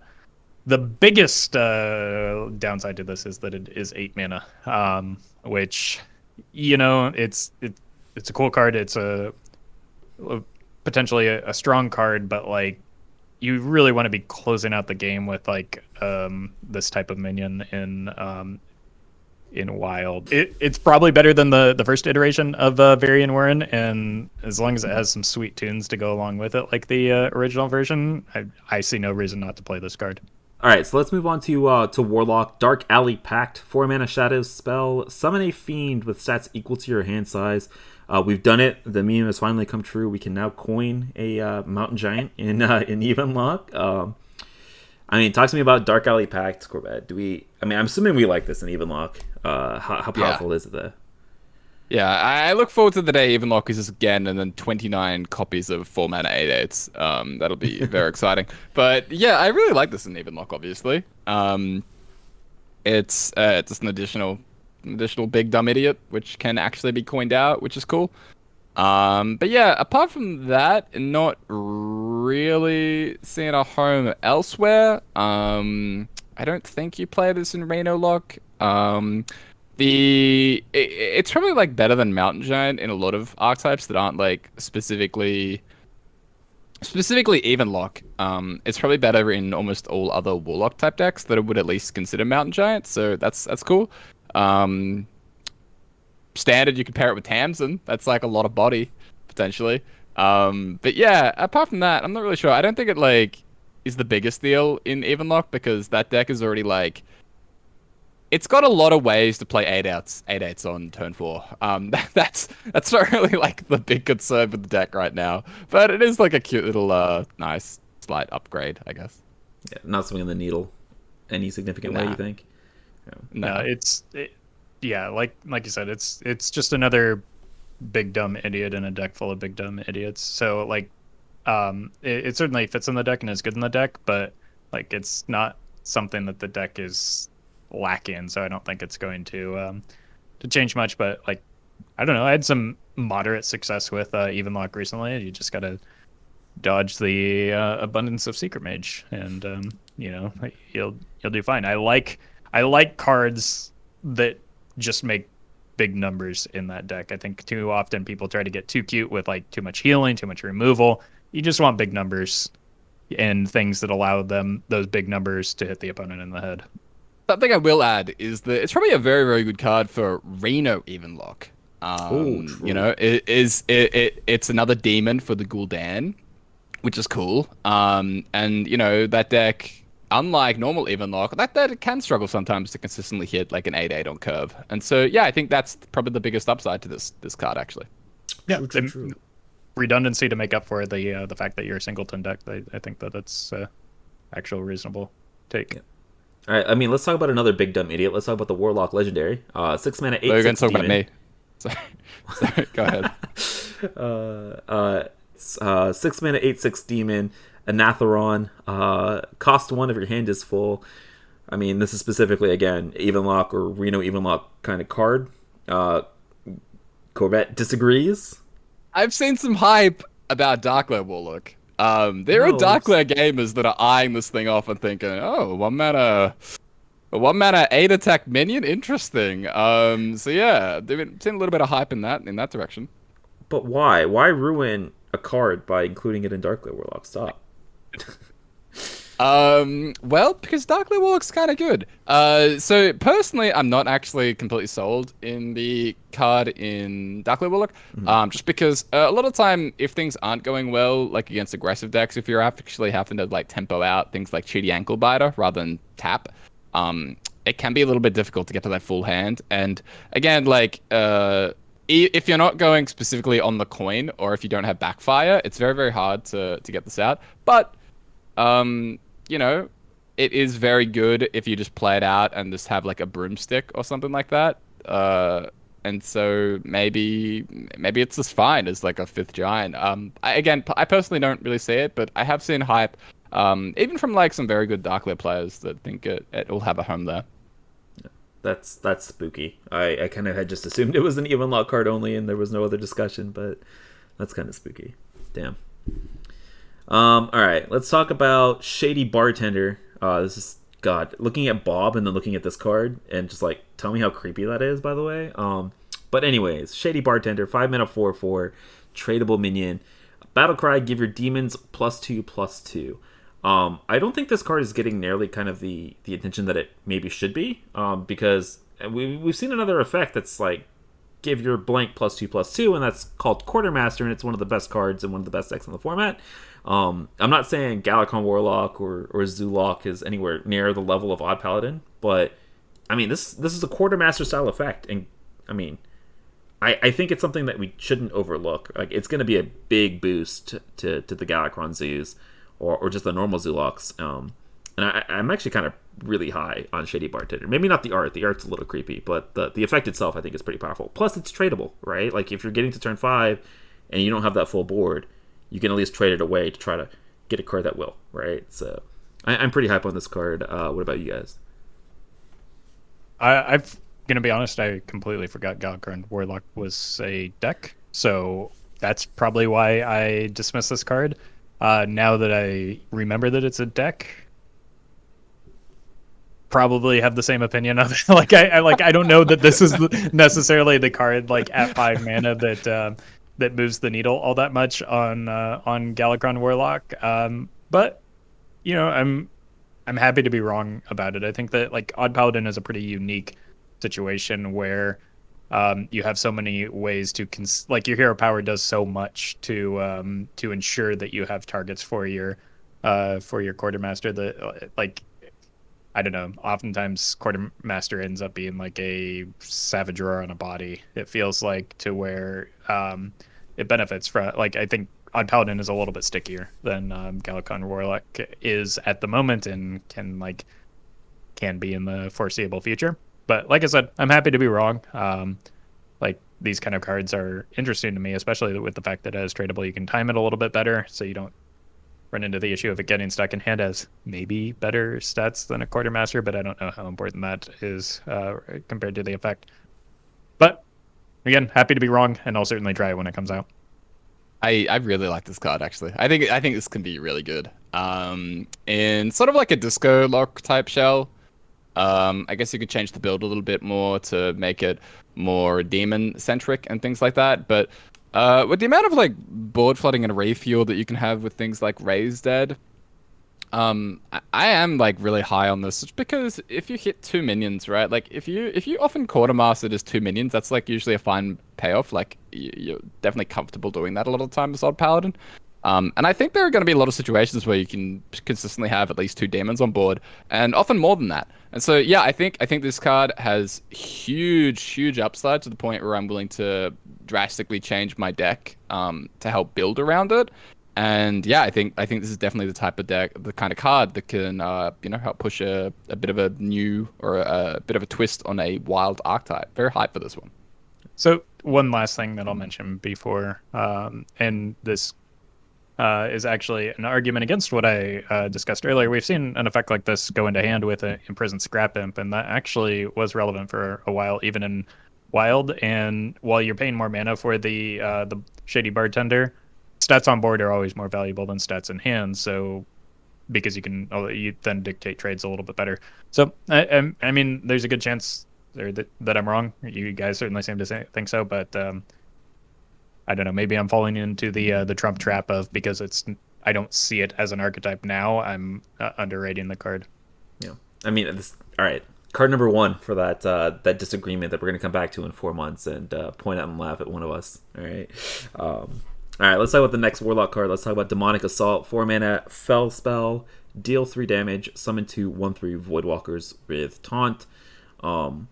I mean, maybe I'm super low on this card, but we have stuff like Hysteria and Dark Skies and Defile and Plague of Flames and, the 2 mana deal 3 and Unstable Fellbolt. Like, 4 mana to deal just 3 damage feels really, really bad. Summoning 2 1/3s with Taunt is not terrible, right? But it's not great either. So I'm not super high on this card. If it was a Shadow Spell, I'd be a little bit more high on it than I am that it's a Fell Spell, but probably not high enough to still want to run into my decks. What about you guys? Yeah, it's sort of falls victim to the fact that Warlock has such good single target removal already that, like, I can pay 1 mana for 3 damage though. So I'm not too concerned about getting more Voidwalkers. And in a lot of decks where you want single target removal, you also probably don't want to add more Voidwalkers to your Gul'dan pool. So I think that that's a consideration as well. It's a card that does a lot when cards that have a lot of things on them tend to be pretty good, but I don't know. I kind of there have been spells released for Priest that are kind of similar to this in the past that nobody runs, again by nature of the fact that Priest has such good removal that it doesn't need to like remove and build a body on the same card necessarily. So yeah, I'm not too high on this card either. I actually like it. I think it's good. I'm not too concerned about the extra demons in the pool when it comes to something like Reno Lock. So yeah, I think this can definitely find a place in Reno Lock. I think this is good. I think it just does too much for one card to not be playable. I think it's too much stuff going on for it to not be good enough. It's like Flanking Strike, right? Except like we get the 1/3s instead of the 3/3 Beast, but I also feel like Hunter needed the Flanking Strikes, where like Warlock doesn't need the Flanking Strike, right? Maybe that's obviously just my opinion. I mean, it's another removal spell, probably competes with like Cascading Disaster and stuff like that as well for probably that 29th or 30th cards in the list. I mean, hey man, Warlock needs more powerful cards, so I'm all full for this card actually ending up being good, right? Totally. All right, let's talk about some Paladin cards. Let's talk about Lightbringer's Hammer, 3 mana 3/2 lifesteal weapon. Can't attack heroes. It's a little bit sad. What do you guys think about this one? It is sad. I want when I have a weapon, I want to hit my opponent in the head with it. Especially that's not the whole point. All right, come on. Right? Like, so there's with aggressive decks, there's a very simple rule that I follow, which is minions go face, face goes minions. So like this does have that going for it, like and you get to heal up in the process, but I don't know that it's better than some of the other 3 mana weapons already available to Paladin, or even some of the non 3 like more expensive or cheaper weapons available to Paladin. So like I don't see this as better than Rallying Blade or the Murloc weapon, I guess is my my issue in the types of decks that might want this type of weapon, I guess. Do you think you ever play this in Libram Paladin? If you ever cut like Libram of Justice in particular? I don't know that we're running Libram of Justice already. Mhm, Oh, yeah, or exactly. is that the 5 mana spell or the? Yeah, it's the 5 mana spell. Yeah, yeah. I know Okay. it's been cut from a lot, but yeah, like if we're not running that, then do we ever look at like this weapon? It's possible. Healing is good. But like I feel like Libram of Hope already gives you a pretty significant amount of healing as it is. Meowth's the expert on the matter though, so he's Well, probably I'm only thinking about this as like this helps your matchup in the Secret Mage a ton, right? Yeah. But like that matchup is already close to like in my experience it's been close to 50-50, like to like slightly unfavored. I don't know. It does help a lot. And you're not really running a ton of 3 drops anyways that are like super pro. All right, you're talking me into this. I'm seeing the can't attack heroes though, and I'm just like, like it can't stop a rigged fair game, you know, if I really needed to. Yeah, Uh, for sure. so, all right, you're talking me into it and maybe testing it in Libram Paladin, but Okay. I'm more excited to try a couple of other cards over this one. Yeah. I don't know how I'm going to fit them All right. all in. We'll see. We'll see. You've convinced me to at least consider it. At least, all right. That's All all right, I can job ask done. for. All right, let's consider this new Paladin quest. Let's talk about Rise to the Occasion. So this is the new Paladin quest line. Quest line: play 3 different 1-cost cards. Equip a 1/4 Light's Justice. Second half of the quest, second part of the quest. Sorry, pave the way. Play 3 different 1-cost cards. Upgrade your hero power. So this is the dudes. It'll go to the Odd Paladin hero power, right? And then the last part of the quest, Avenge the Fallen. Play 3 different 1-cost cards. Reward Lightborn Cariel. Lightborn Cariel is a 5-mana 7/7 battle cry for the rest of the game. Your Silverhand recruits have +2/+2. One question before we like start talking about the quest. Do you have to have 9 different 1-cost cards? Or is it just 3 different for each part of the quest? I think it's I would assume 3 different for each part of the quest. I think my assumption is that it kind of resets with each iteration, but it's not something that I think we've had clarification on just yet, but that would be my assumption as far as how it goes. I guess I'll start off with a discussion about this one. I will say 2 things. It is a quest in Odd Paladin, right? We talk continuously about how we don't like the quest on turn 1 in aggressive decks, right? That's just kind of like this big thing. But I was looking at like the current builds of Odd Paladin. Current builds of Odd Paladin run 21 cost anyways. And so if you cut stuff like Lotheb and Carnival Barkers, like you're running 23 different 1-cost cards. If you like want to just go all in on making sure you have this quest complete by turn 5, turn 6. I'm not saying that it's right. I'm saying that the opportunity cost of running this card in your Odd Paladin deck, you are not significantly changing how you're building the Odd Paladin deck list.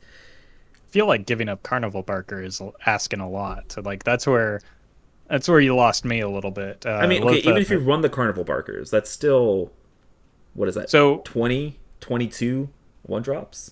So I've had people bring this up and like sell me on this because like what's the payoff? You get a 5-mana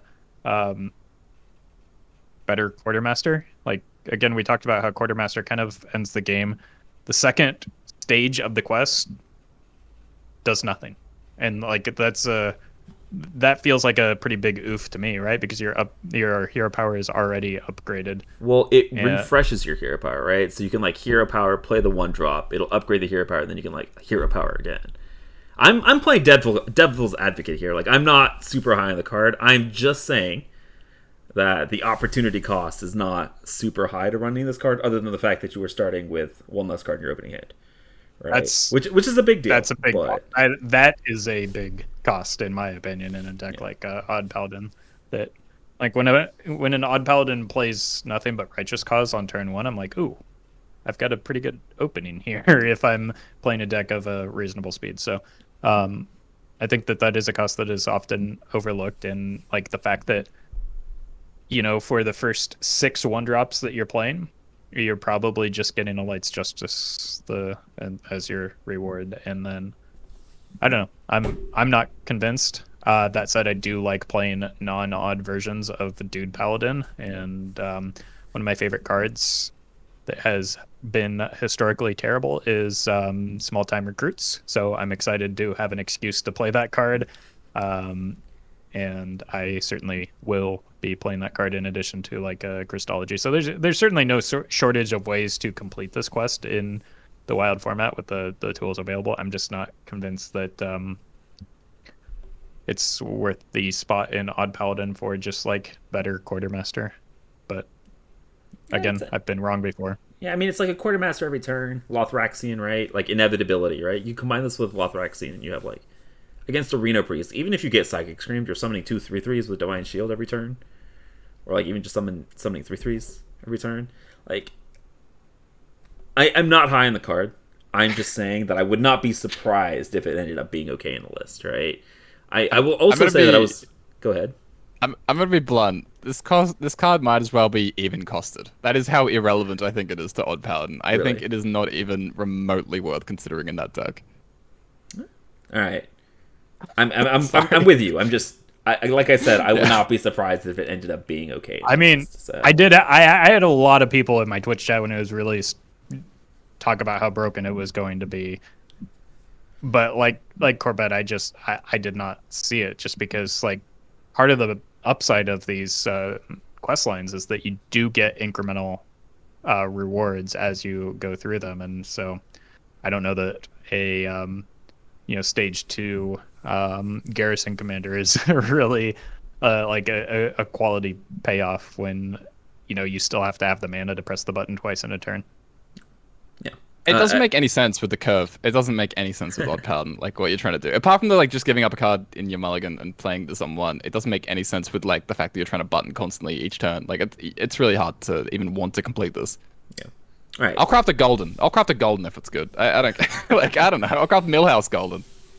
All right, clip that just in case. I was just playing devil's advocate. I was just trying to play devil's advocate. Like I said, I also don't think it's gonna see a ton of play. I'm gonna try it in the Dude Paladin specifically, just because. Yeah.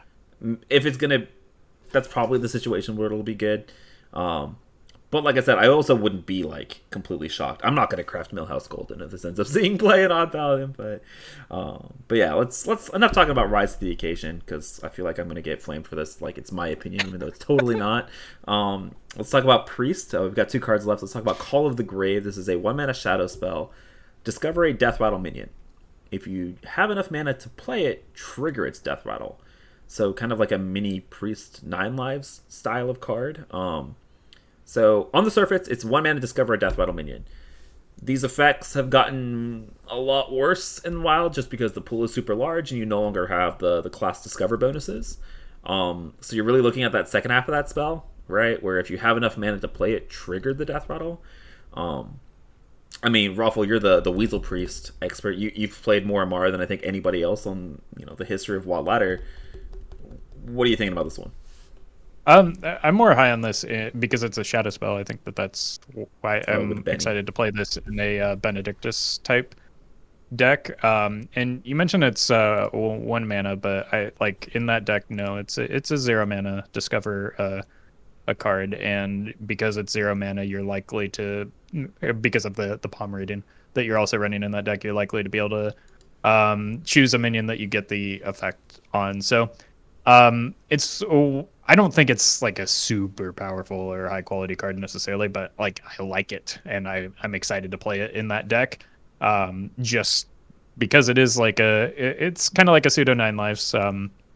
But again, 9 lives is a better build around card because you can actually trigger death rattles that you chose to put in your deck. And as you mentioned, the wide card pool in Wild always makes these discover type effects weaker just because you're going to hit a lot of neutral minions, especially now that I don't think Discover favors class cards like it used to. So you're going to get some big whiffs, but the one thing that in the past when I've tried to make that aggressive Death Rattle deck work, I just kind of ran out of gas. And between the Benedictus Hero Power and cards like this, I could see it potentially having a little bit more longevity. So I'm excited for it. Whether or not it's a high quality card, I think is probably up for debate and probably unlikely, but like it's one of the cards that I'm most excited for in the expansion that has been revealed so far. All right, let's talk about, last but not least, let's talk about this Priest quest. Seek guidance, and I'm going to shout out the flavor text here. Zyrella was looking for spiritual guidance, but found deck building tips instead, because that's exactly what this quest is making you do. It's Curvestone 101. All right, Seek guidance, questline play a 2, 3, and 4 cost card. Reward, discover a card from your deck. The second half of the quest, discover the Void Shard. Play a 5 and 6 cost card from your deck. Reward, discover a card from your deck. And last but not least, illuminate the Void. Play a 7 and 8 cost card from your deck. Reward, Zyrella the Sanctified, which is a 5-mana 7/7 with Taunt. Battlecry, shuffle the Purified Shard into your deck. And the Purified Shard is a 10-mana spell. Destroy the enemy hero. Yeah, how are we thinking about this? This is very like Cthulhu-esque, right? New Cthulhu, right? Where you play all these things, assemble this end game, win con. You play it, and you ideally win the game. This one guarantees wins you the game, where Cthulhu is Cthulhu. But yeah, how are we feeling about Seek Guidance and the 1, 2, 3, 4, 5, 6, 7, 8 kind of cost of this quest? I mean, very much like Cthulhu, people see the last effect of it and know for a fact that this is going to be incredibly broken and will probably ruin the game mode, especially because it's in Priest, that all-powerful class that is constantly playing cards over the course of those early turns in particular, and certainly not like holding and waiting for the opponent to do something so that it can respawn. So yeah, certainly probably the best card in the set. It'll break Hearthstone. In all seriousness, I think it's maybe a little bit more reliable than Cthulhu, but not by much. I don't see this, like, first of all, this is wild. So lol, what is turn 10? And you're like, even in the best case scenario, you're not completing the quest or drawing the piece on turn 10, so you're not getting this done on turn 10. So it's like, this is turn 12, 14 plus. So no, it's not going to break the game. As an aside, when I think Curvestone, and this is unironic, I think Reno Priest, because you're just playing cards on curve, but like at the same time, you already have a win condition in Reno Priest, so you don't really need this nonsense. So like, even in the situation where you can complete the quest as quickly as you might in a priest deck, I don't see this being a thing. There's some cute things again you can do with like Primordial Protector, Grand Archivist, like we talked about with the Druid card. But again, this is the wild format, so unlikely to be a reliable win condition, very much like Cthulhu. And I can see it as being very frustrating in a similar way to Cthulhu. I've tried to make the new Cthulhu work many times, and no matter what I do, I'm always just infuriated by the fact that not only do I have to draw the pieces, but then once I finally assemble the Cthulhu, he goes back into my deck and I have to go on a hunt for him again. And I can see that being the same way with the Purified Shard, where, even with tutors to get to it a little bit more reliably, like a Polkeld or whatever the case may be, it's like, well, you still have to put all this effort into something while your opponent's beating you in the head turn after turn. And I don't know. I don't see it. But yeah, I think if Anduin didn't exist, right, then we could talk ourselves into like a Reno Priest wanting this, and it could kind of be, in theory, sort of like a Reno Quest Mage type deck. In terms of just kind of like curving out with good yellow cards to just, Explorer on 2, and then, Dustbreaker on 4, and, so on. But the fact that Anduin does exist makes that a lot less appealing. So I think it's obviously much more directed towards standard. And yeah, just a little bit too slow for wild. At the earliest, you can get it out on turn 10 with the Archivist. Unless you magically top deck this somehow, or maybe fetch it with like a Shadow Visions or something.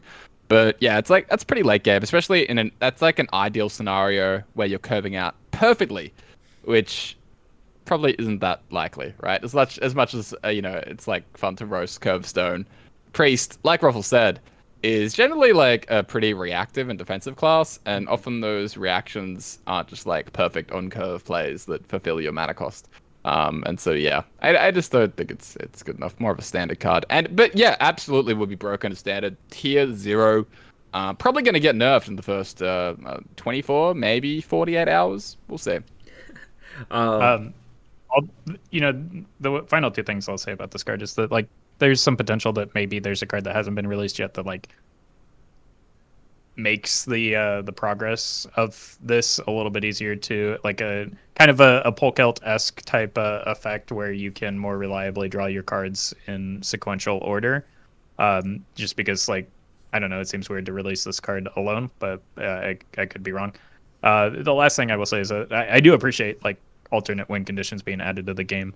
I know people freak out when they see something like the Purified Shard or Mecha'thun or regular Cthulhu in the past, but like I'm all for it. I want interesting ways to make the game end, and I think this is one of them. Oh, and sorry, not to do another, like, one last thing, but I have seen a couple of people mention whether they just play it in Reno Priest but not really intending to complete it, just because they see it as, like, a one-mana Discover too. I don't think that's very good at all, because you're giving up a card in your mulligan, you're giving up a turn 1 play to discover a card, and a lot of the time you probably won't even get to the second part of the effect, where you have to cast a 5 and a 6 cost. And even in the games where you do, it's probably still not really good enough to justify that. Especially a deck like Reno Priest, where you do really want to go out and work hard to fetch your Zeph and Raza and Anduin and things like that, and Polkelt, and probably just not worthwhile. Yeah, it's easy to forget sometimes that they're like intermediate rewards for these quest lines. Like discovering a card from your deck is quite powerful, to be honest. So.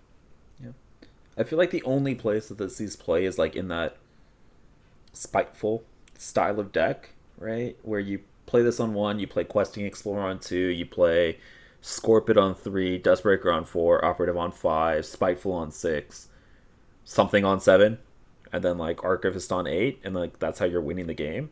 Like, but then you're playing for this late game Purified Shard win con in a Spiteful deck. But like, I only mentioned that because we talked about like Archivist being like super effective at pulling this card, and like Archivist finds like a natural home in Spiteful decks. It also means though that you're like not playing a 1-drop on 1 in a Spiteful deck, which is a big deal. So it's just not a win con that fits Wild specifically, you know.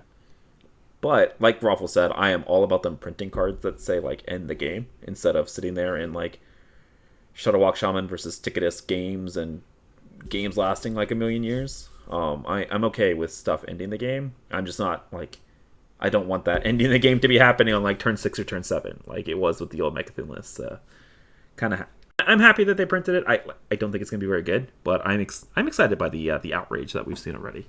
All right, so that's going to be all the cards. We've talked about, 33 brand new cards. That's a lot. We've been talking for a long time. So we'll do a quick wrap up today. I mean, last thing, how are you guys feeling about these cards that they revealed so far? I'm pretty excited. They look pretty cool, pretty unique. Honestly, some of them pretty powerful as well. So I know we've only seen, like 50 out of the 130 cards so far, but pretty excited for a lot of what we've seen. What about you guys? Yeah, I hadn't... because of the news that we talked about earlier, I hadn't been keeping a close eye on the card reveals until we recorded this just now. So this is, the first time I've taken a close look at some of these, and I'm glad that we did, because it's kind of rekindled some of my excitement for the expansion. There's some really interesting, cool cards being printed that are coming out in the very near future too. So I'm excited for the set, and looking forward to some of these new fun toys. Yeah, really like the set. Very excited about a lot of the keywords that we've been seeing. A lot of the cards are like very, very weird and interesting, and things that we haven't really seen before, and that's what you always love to see. And a handful of them look very, very powerful, which is very important for the Wild format. Yep. All right, well, let's not dawdle too long. Let's go ahead and wrap it up. Roffle, Corbett, thank you again for joining me this week. Let the people know where they can find you. Yeah, as always, you can find me at RoffleHS on Twitter and Instagram, and at Roffle on Twitch and YouTube. And of course, you can find me at Corbettgames on Twitch and Twitter, and the rare occasion that I actually put out YouTube content. And you can find me at Get Me Out on Twitch, Twitter, YouTube, all that kind of good stuff. We appreciate all of you guys listening all the way to the end. Every single one of you guys that listen. It means a lot. Appreciate you guys. Hope you guys are enjoying the the meta right now, and I hope you guys are enjoying reveal season, and we will see you guys again next week.